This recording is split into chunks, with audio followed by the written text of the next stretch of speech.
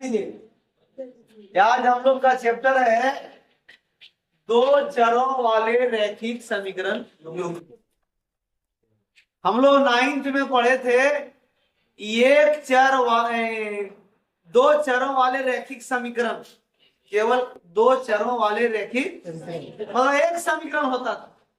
और 10th में एक समीकरण नहीं, समीकरण युग्म है, समीकरण का जोड़ा, एक जोड़ा। जब एक समीकरण होता है दो चरों वाले, ये क्या है, एक समीकरण जब होता है तो उसका अपरिमित रूप से अनेक हल होता है।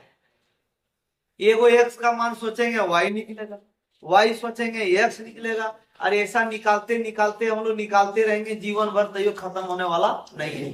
लेकिन वो तो दो चरों वाले एक समीकरण का अनेक हल होता है, लेकिन यहाँ है समीकरण युग्म। समीकरण युग्म का 3 प्रकार का हल होता है। एक हल को दूसरे शब्दों में कहते हैं अद्वितीय हल। अद्वितीय, अद्वितीय मतलब एक हल, कोई दूसरा नहीं, क्या एक हल।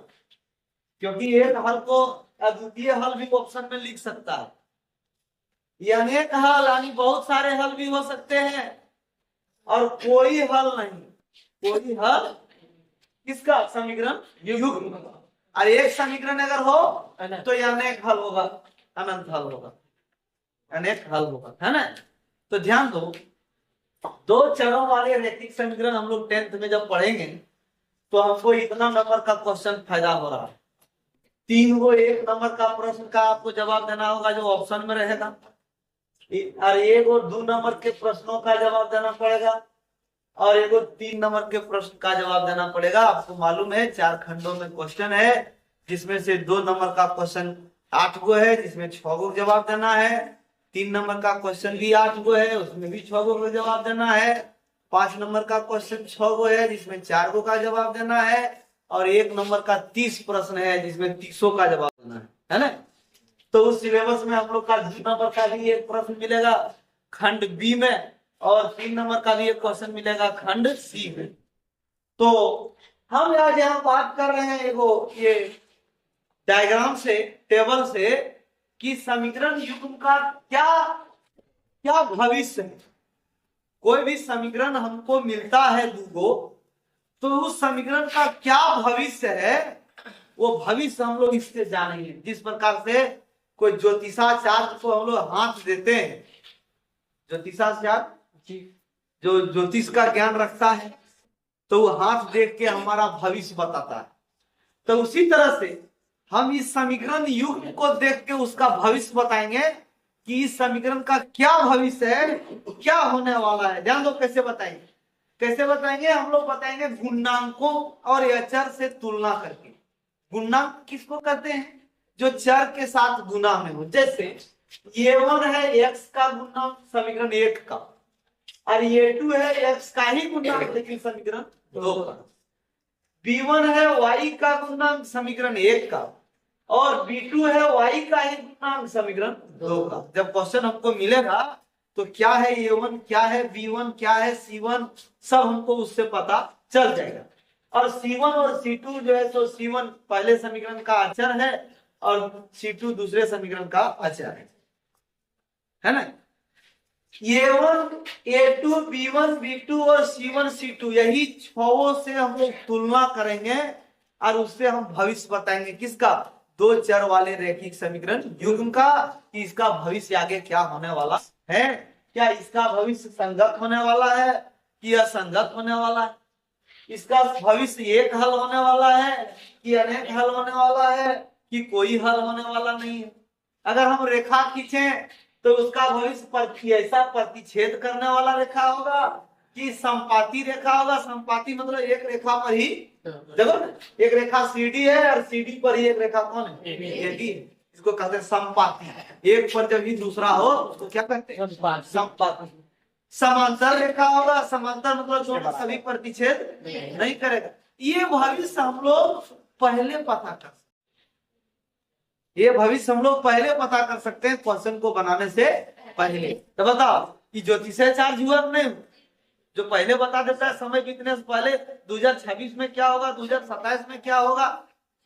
सुनो, कैसे तुलना करेंगे? सबसे पहले हम निकालेंगे A1 बटे A2। A1 यहाँ होगा, A2 यहाँ होगा। जैसे जैसे ये वो क्वेश्चन है, ये वो क्वेश्चन है, गप एकदम लिख दीजिए। ये वो क्वेश्चन है 2x माइनस 3y माइनस 8 बराबर 0, 4x माइनस 6y माइनस 9 बराबर, तुरंत एक को समीकरण एक और एक को समीकरण ध्यान दो, समीकरण एक और समीकरण दो। बताओ, समीकरण एक ही है, समीकरण दो यहाँ है, उसी तरह से यहाँ समीकरण एक है, समीकरण दो यहाँ। ये वन यही हुआ दो, ये वन एक्स के गुणांक में है, तो ये वन हुआ दो, ये टू हुआ 4, B1 हुआ -3, B2 हुआ -6, C1 हुआ -8, देखो ना कौन जगह पर कौन बैठा हुआ है इसमें, और C2 हुआ -9 की जगह है C1 का, तो वहां कौन बैठा -4, तीना माइनस रहेगा -1 की जगह है C2 का, देख रहे हैं, तो उस जगह पर कौन बैठा है, की जगह है A1 का, यहाँ कौन बैठा है, ये है A2 का, ये है B1 का, -3, और ये है B2 का, क्या हम लोग A1 B1 हमको कहाँ से मिलता है, समीकरण से मिल गया। देखो यार क्या जांचेंगे, सबसे पहले जांचेंगे A1 बटे A2, तो A1 बटे A2 आ रहा है 2 बटे 4, इसका मतलब हुआ 1 बटे 2। इस समीकरण का आप भविष्य देख रहे हैं।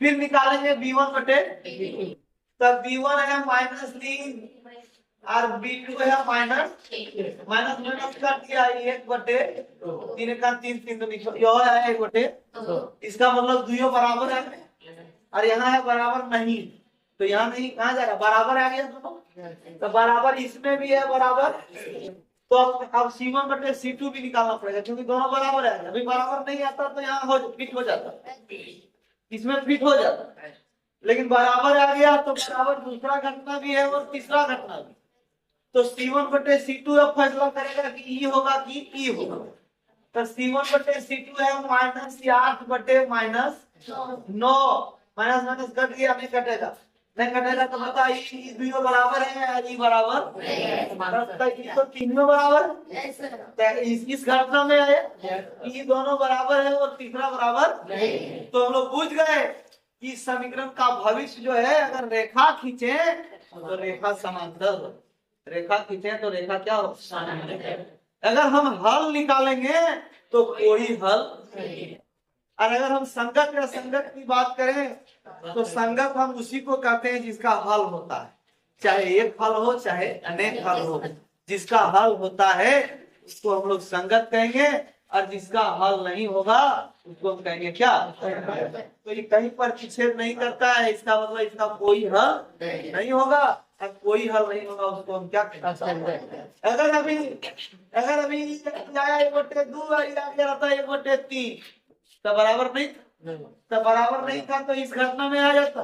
अगर A1 बटे A2 बराबर नहीं है B1 बटे B2, तो अगर हम रेखाएं की बात करें तो रेखाएं क्या करेगी, प्रतिच्छेद करेगी, यानी रेखाएं प्रतिच्छेदी होगा, और प्रतिच्छेदी मतलब क्या बिंदु पर प्रतिच्छेद करेगा, एक बिंदु पर, जो बिंदु पर प्रतिच्छेद करता है उतना हल होता है, और दो रेखाएं या तो एक जगह प्रतिच्छेद करता है या तो अनेक जगह प्रतिच्छेद करता है, 2-3 जगह प्रतिच्छेद, या दो रेखा है, दुयोग ऐसा आप रखिए, तो इधर रखिएगा तो एक जगह प्रतिच्छेद करेगा, इधर रखिए एक जगह होता है, और एक पर दूसरे को रख दीजिएगा तो अनेक जगह प्रतिच्छेद करता है, लेकिन 2 और 3 जगह प्रतिच्छेद नहीं करता है। तो एक जगह प्रतिच्छेद करने वाला होगा कब, जब A1 बटे A2 बराबर नहीं होगा B1 बटे B2, और जब एक जगह प्रतिच्छेद करेगा तो एक हल होगा, या उसी को कहेंगे या द्वितीय हल होगा, और हल होगा ये वो होगा संगत। अगर तीनियों बराबर आएगा, तीनियों बराबर उसी में आता है जिसमें दोनों समीकरण एक ही समीकरण होता है, दोनों समीकरण क्या होता है, ये एक ही समीकरण होता है, जो ई पहला समीकरण है वही, तो A1 बटे A2 B1 बटे B2 C1 बटे C2 तीनों हर स्थिति में बराबर आ जाता है, तो तीनों बराबर आ जाता है, इसका मतलब दोनों दो समीकरण नहीं है, एक ही समीकरण है। और एक ही समीकरण है तो रेखा भी एक ही होगा। कहलाएगा दो रेखा, लेकिन रेखा क्या होगा? तो संपाती होगा। क्या होगा? मतलब एक पर ही दूसरा रेखा होगा। और संपाती होगा, एक पर ही दूसरा है, इसका मतलब हर एक बिंदु पर प्रतिच्छेद कर रहा है।